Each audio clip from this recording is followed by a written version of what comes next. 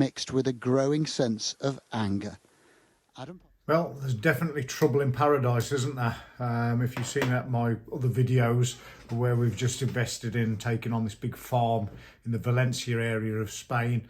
Luckily, we haven't been affected, well, not very much, apart from a bit of a problem with getting our peacocks flooded out, believe it or not. But I mean, that pales into insignificance to the suffering that's going on for people and animals in the area. So basically, here's Marcus, my business partner, to explain what we're doing, and stay to the end, and I'll put another little note at the end of this video. Well, let's speak now to Marcus Mackay, who lives near Valencia in Cofrentes and is offering his home to those who need emergency accommodation. Marcus, good to talk to you this evening. Let's just dial back a couple of nights to when this all started. You went down to Cofrentes, didn't you, to try and practically help. What did you find when you got there? Well, it was something like out of a movie. I thought I've seen it all before, but my wife and I went to Requena, which is the local town here, and we literally seen people lifted out the water with helicopters, and it was unbelievable. You can't even imagine. Something you normally see in a movie. It's devastating.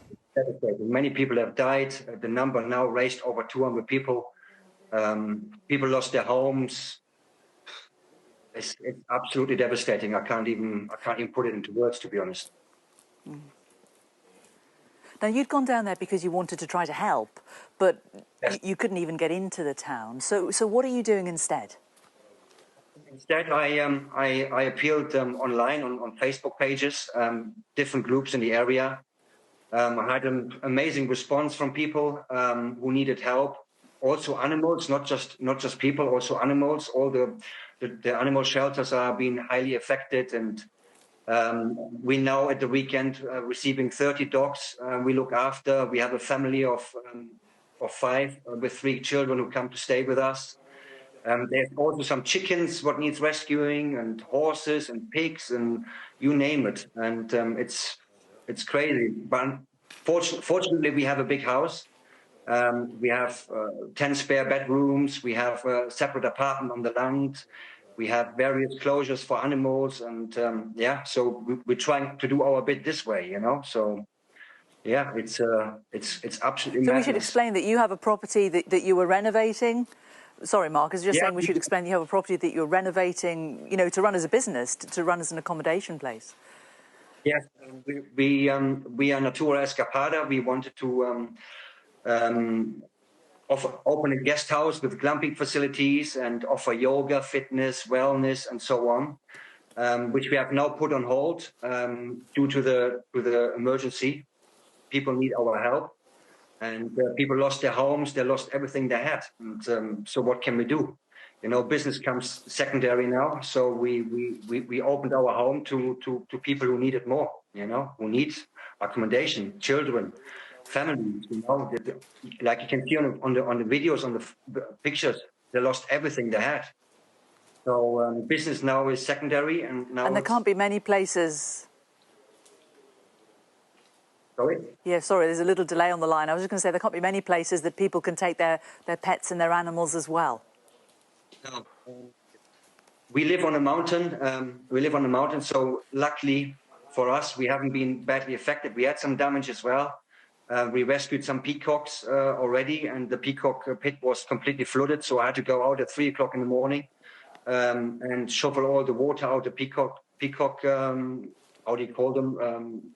Stalls. And I was there for 2-3 hours trying to rescue our peacocks we had here.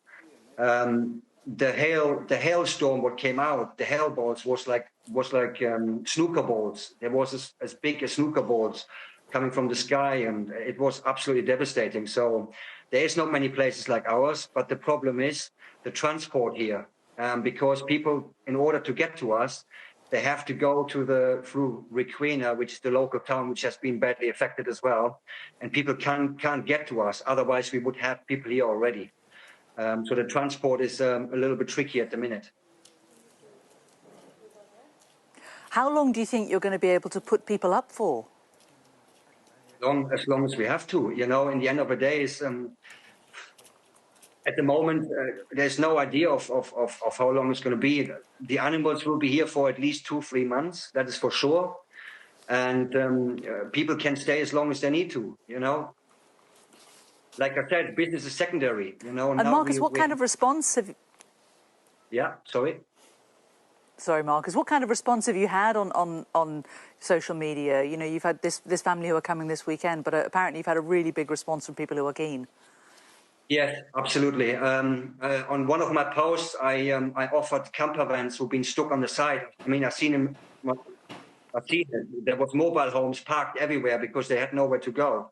So I posted on a home on a page for camping and stuff, and I had over 2,000 responses on there already. I'm awake day and night. This is why I look a bit rough at the minute, because I don't sleep, I don't eat. I'm just trying to organize people and try to help them. And yeah, it's been really tough, to be honest. It's really been really tough. Well, it's great to hear about what you're doing, Marcus, and the best of luck to the families who come and stay with you, lucky enough to stay there for a few months. Thanks so much for joining us this evening on The World. Thank you. Well, the floods have devastated families and communities across this affected area. Sky News. The whole situation in Spain, from our perspective, is, I mean, it's a disaster. And the truth of the matter is, where is the government? Never mind the Spanish government. Where's the EU that everyone was told that we're all in this together, we're all pals, we're all going to help each other? Where are all the people? Where is the help coming for the people of Spain? We've got very little. It's a new business. All the money that we've got is going into the business. But the truth of the matter is, we've had to put all of that on hold now because the Spanish government doesn't seem to be doing a great deal. So the truth of the matter is, we're going to set up a GoFundMe page. And if you feel that you can donate in the form of cash, or you can get in touch with us at Nature Escapade. I'll put all the links in the description or underneath this video.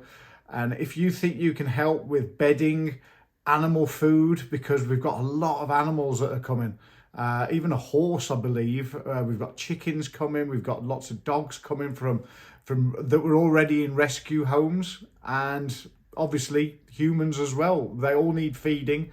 They all need bedding. So if you have got any way that you can help us in this quest, this is a big disaster, and I don't think we've even really seen the tip of the iceberg yet. I think it's just going to get more and more horrific. And if the government of Spain doesn't really do something very quickly, where are all the soldiers? Where are all the police? They're just nowhere to be seen, from what I'm hearing from the boots down on the ground. So it's like, what the hell's going on, guys? You know, we need some help as well, so we can help the people that we can help, and we'll carry on doing that as long as we can. So GoFundMe is down in the description, and yeah, what a literal disaster. I've never seen anything like this in the whole of Europe. Not in my 50 odd years. I've never seen anything like this. So if you can help us, please do. Like I say, links in the description, and let's get through this.